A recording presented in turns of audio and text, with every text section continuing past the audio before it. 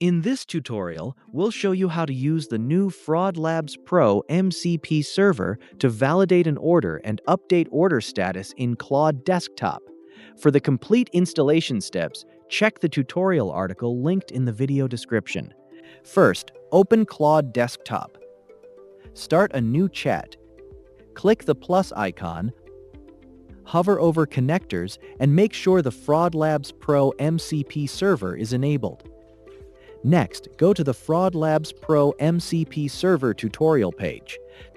Scroll down to the Screening and Order section. Copy the sample order details. We'll use them as an example to screen an order. Now, go back to Claude Desktop. Enter this prompt: "Help me validate this order." Then, paste the sample order details you copied earlier and press Enter.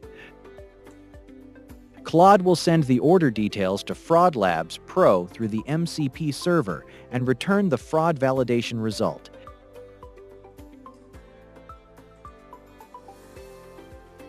You can review details such as the fraud score, IP geolocation, billing address, email, and other risk indicators. After reviewing the fraud result, you can update the transaction decision directly from Claude Desktop. FraudLabs Pro supports 3 review actions: approve, reject, and blacklist. For example, enter this prompt: "I want to reject the transaction."